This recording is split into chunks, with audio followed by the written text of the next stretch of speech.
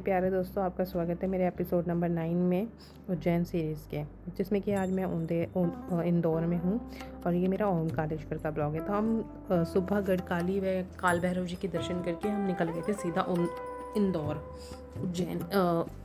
उज्जैन से सीधा इंदौर निकल गए थे ओमकारेश्वर के लिए। यहाँ पर दो तरह के ज्योतिर्लिंग है, एक ओमकारेश्वर एक ममलेश्वर।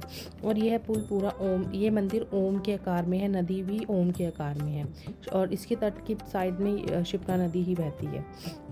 एंड हम यहाँ पर होटल पे रुके थे। यहाँ पर हमने थोड़ा ब्रेकफास्ट किया था, बट इनका ब्रेकफास्ट करने के बाद हम फिर दोबारा ओमकारेश्वर निकल गए थे।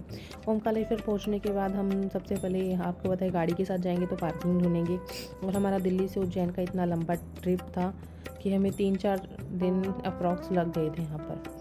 और फिर हम यहाँ से सीधा अपने ओमकारेश्वर मंदिर के लिए ट्रैवलिंग करते हम सीधा जा रहे हैं। यहाँ पर जगह जगह आपको प्रसाद भी मिलते हैं, जो कि बेच रहे होते हैं अपना माता ज्योतिर्लिंग के लिए, जैसे कि भंग धतूरा, बेलपत्र, ये सब फूल माला सब कुछ बेच रहे होते हैं। तो अब ये देखो ओमकारेश्वर जाने का सीधा रास्ता है, ये सीधा स्ट्रेट जा रहा है। फिर इसको ऊपर चढ़ो, फिर नीचे चढ़ो, 2 तरह का रास्ता है, मतलब स्लाइड, मतलब एंड जेड तरीके का रास्ता है ये। फिर हम दोबारा किसी एक गली में आ जाते हैं।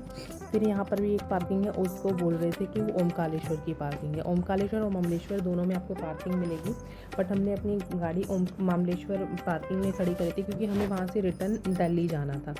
तो गाइज़, ये हम जाते हैं सीधा, फिर हम एक पुल के ऊपर चढ़ जाते हैं।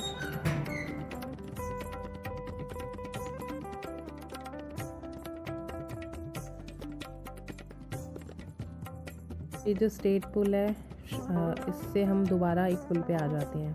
जैसे चल के फिर हम दोबारा पुल पे आ जाते हैं। पुल पे सीधा चलते रहते हैं।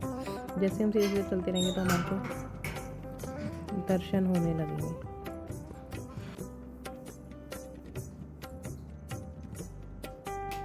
अब मैं आपको थोड़ा सा नीचे का व्यू दिखाऊंगी। और उस दिन बहाव पानी का ज़्यादा तेज़ था, जिसके कारण बोटिंग व नाव की सुविधा नहीं थी। सभी यात्री को पैदल ही जाना पड़ रहा था पुल से। ओमकारेश्वर ज्योतिर्लिंग लेफ्ट की साइड था, राइट की साइड पुल के लिए जाने का रास्ता था। फिर इसके अंदर हम जाते थे, यहाँ पर भी बहुत सारे प्रसाद, जो भी आपको खाने पीने का सामान, भगवान का सामान, घर पे लेके जाने के लिए सामान, सब कुछ मिलता है, प्रसाद वगैरह सब।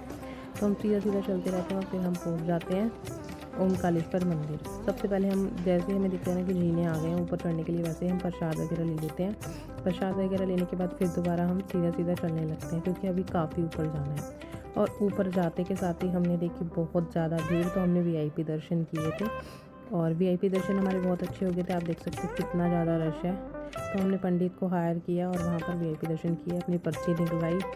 पर्ची निकलवाने के बाद कम से कम 2 घंटे बाद हमारा नंबर आया था, क्योंकि वहाँ पे उस समय आरती वगैरह चल रही थी दोपहर की, जिसको शयन आरती बोलते हैं, वो वाली आरती चल रही थी। 12 से 1:30 पता नहीं 2 बजे तक चली थी और बहुत ज़्यादा रश था।